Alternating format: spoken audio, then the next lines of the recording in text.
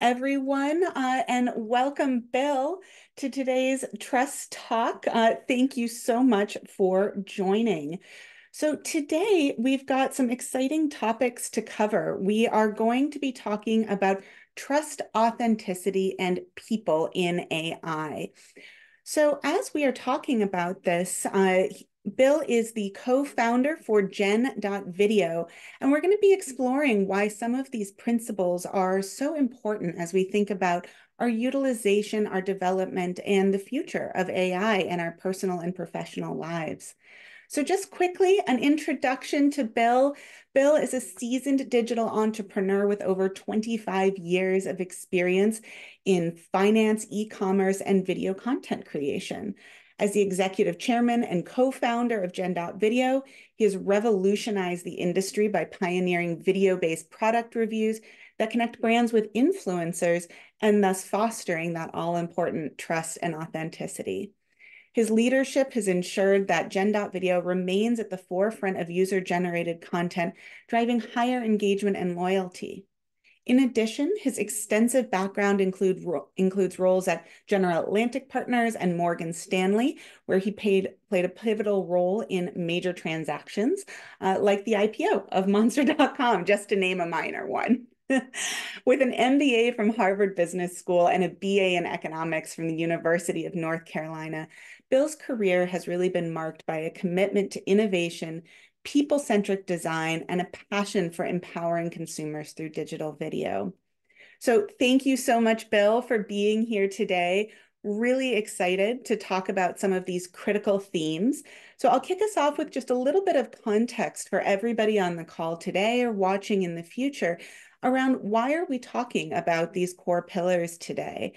So when we think about recognizing their importance in shaping the future of AI, let's take a look at a couple of small stats. A recent survey by Edelman showed that 61% of consumers believe that AI lacks sufficient transparency and ethical standards.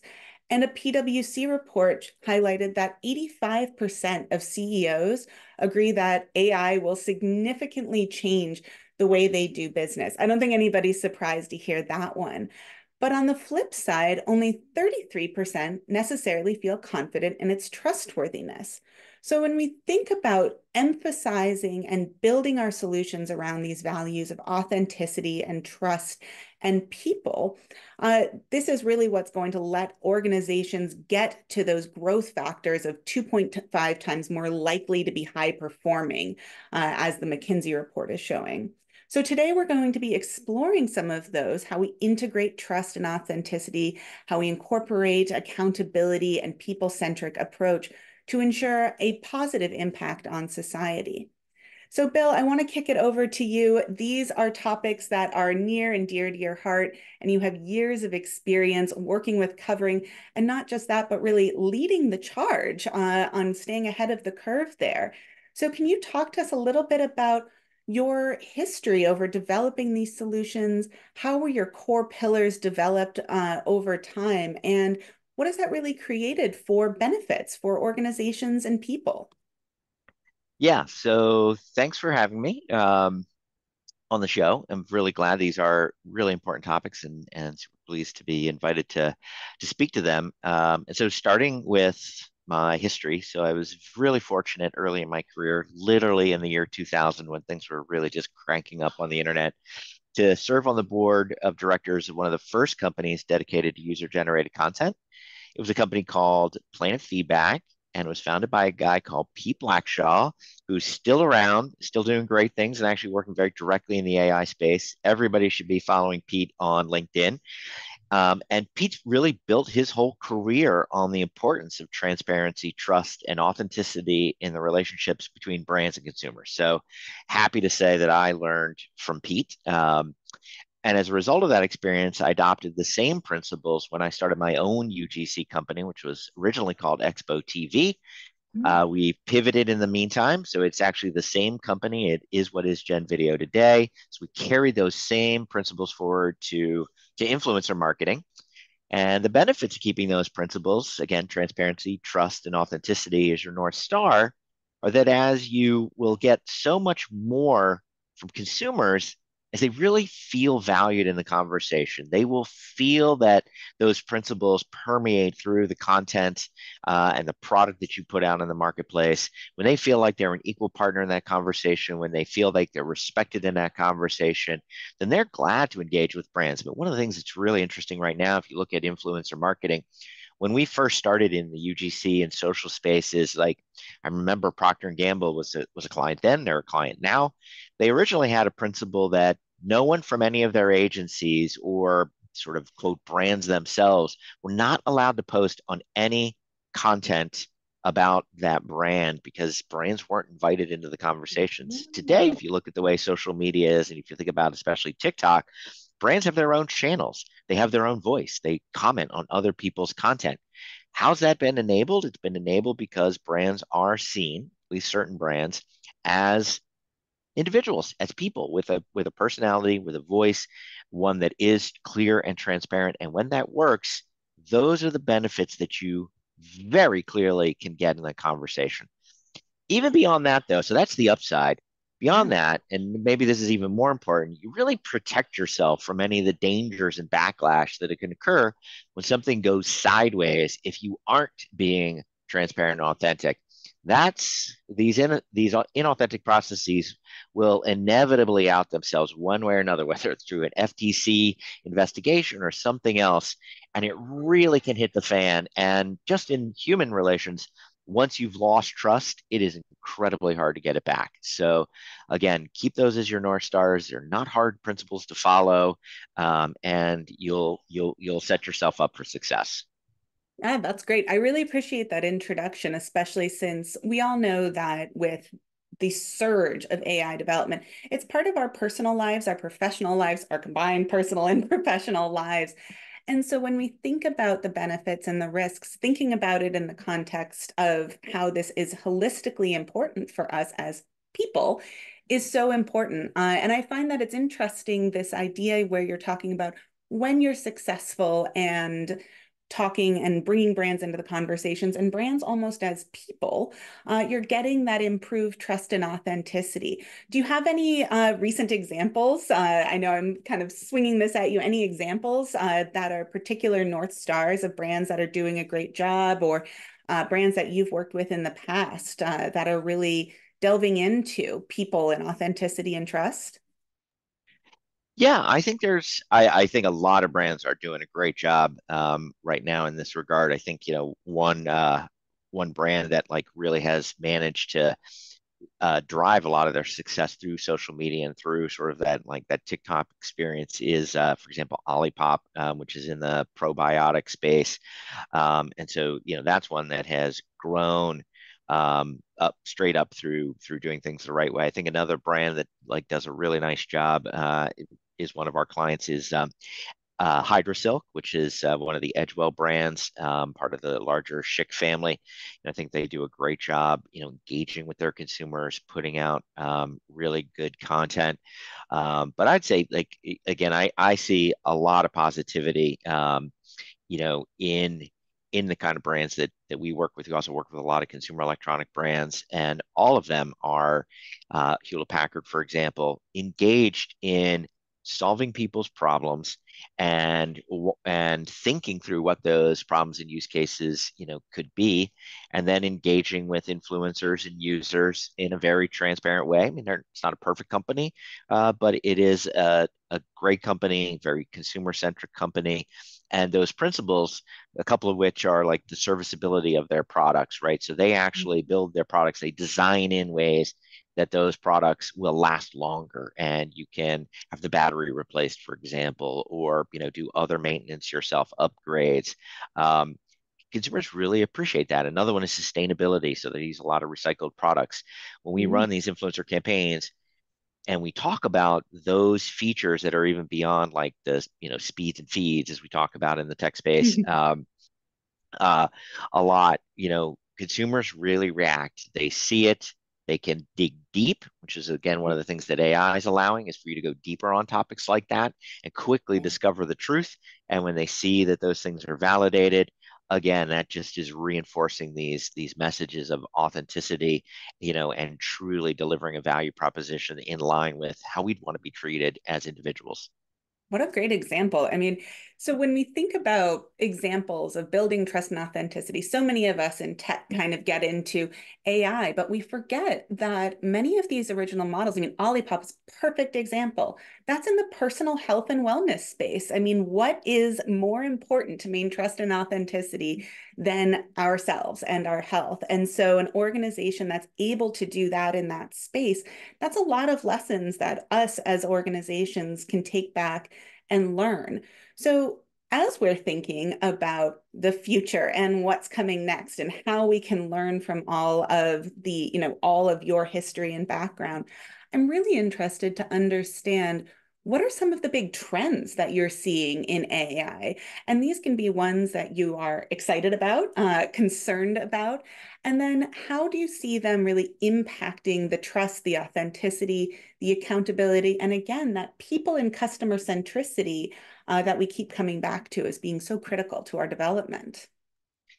Yeah, I think it's a really interesting question, and it's the perfect question because if you look at the sort of the existential fear around AI, right? It's that that the AIs are going to slip the control of humans and go run amok and do all these terrible things to us, and it's going to be like the movie The Terminator. And I think that really misses on a couple of things. So let's talk about that. So first, for me, I think there is so much to be excited about, and one of those is that AI should dramatically, and it already is, boost productivity and efficiency in in so many ways that we could literally, within a couple of decades of time, move to what, from a historical perspective, would be called a utopia. And specifically, what do I mean by that? And that sounds crazy to say, but specifically, it seems it could be possible to shift our focus from the allocation of scarce resources, which, and you mentioned I was an economics major, right? They teach you on day one of Ec 101 economics. The definition is the study of the allocation of scarce resources. Literally, that has been, since we've had economic systems, what we talk about. How do we allocate these resources in a way that most benefits humanity? And so that, in many times, becomes a fight over those resources. And in Mhm. capitalism, it should be capitalism, communism. What should it be? And so literally, this is the basis of every economic model that's ever been created.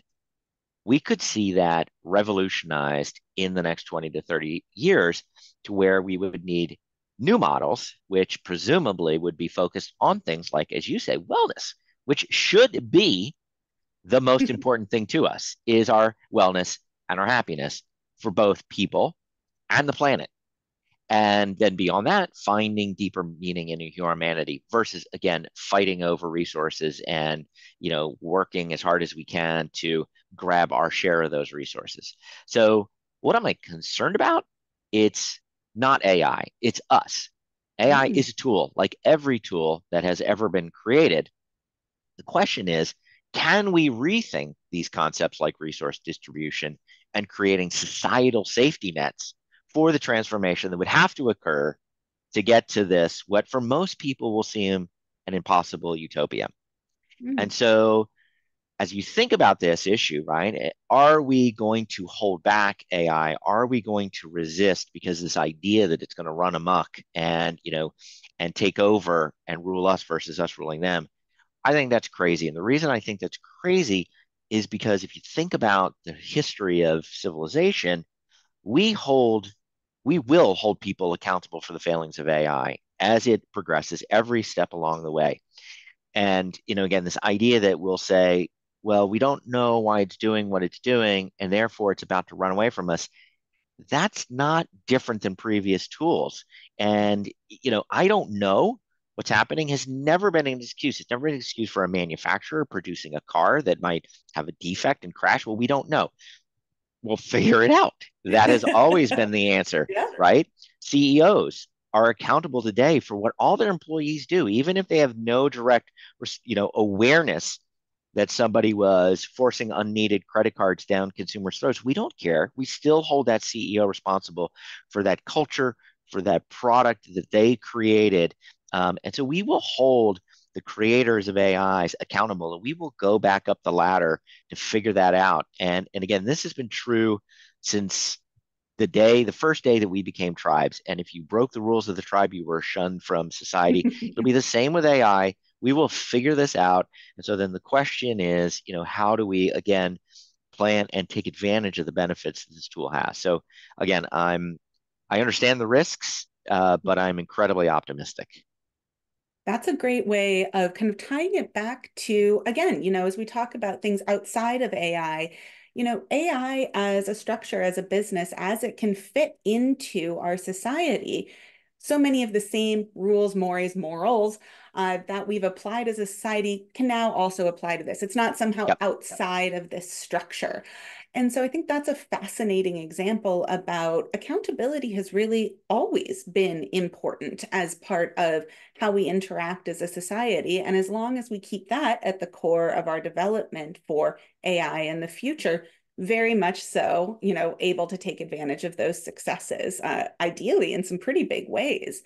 So obviously, we're looking at rapid evolution at hopefully what feels like a fabulous utopian society with a better allocation of resources and time in the future.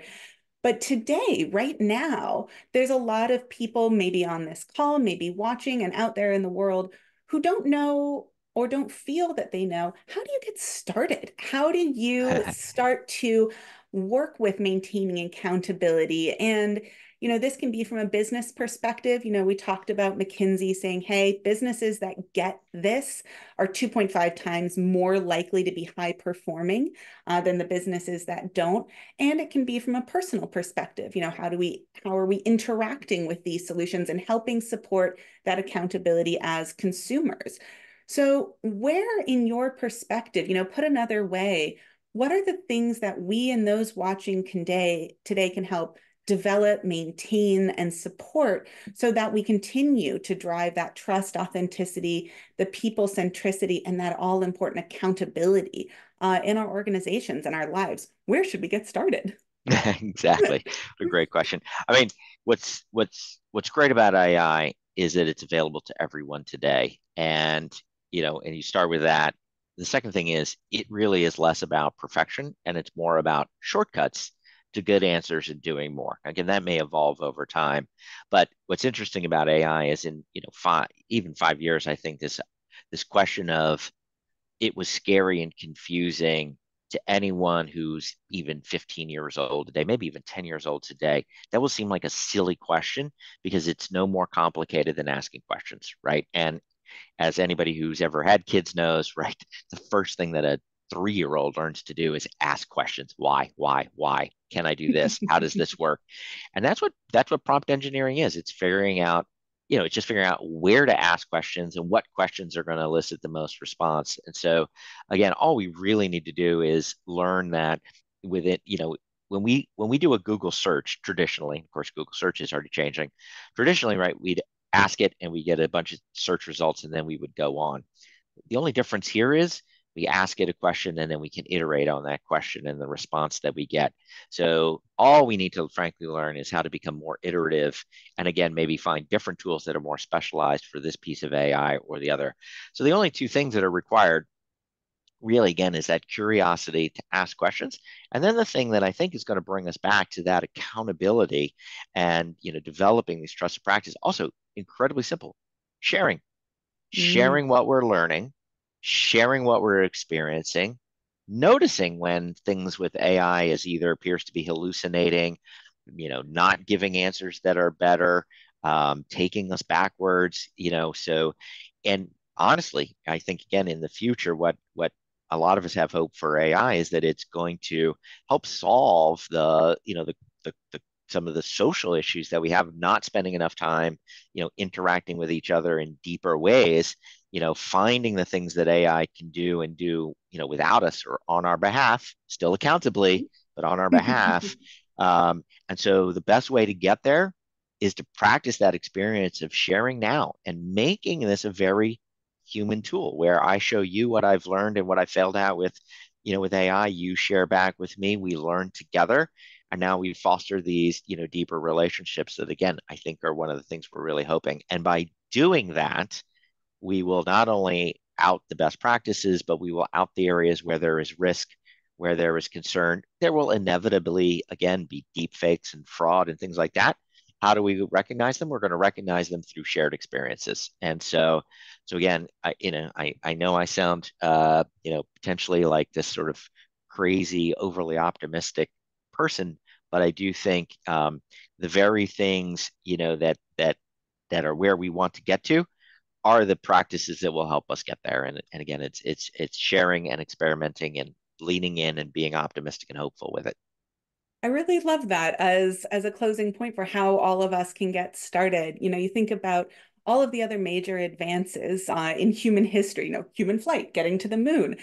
We did that with curiosity, with being willing to explore new areas, and with sharing our solutions with each other. And look at some of the things that that's helped us accomplish. So I really love that philosophy of applying that to this new space for AI, and that these natural human behaviors that all of us already do, sharing and communicating and experimenting and curiosity, can help support the growth of a healthy and beneficial series of AI solutions. So, with that excellent closing point, I'd like to say a really huge thank you to Bill for joining us today, for taking the time to walk through some of the critical elements of how trust, authenticity, and people are so important in helping deliver accountability and growth as we all grow with AI in our journey, ideally, towards better wellness, happiness, and health as humans.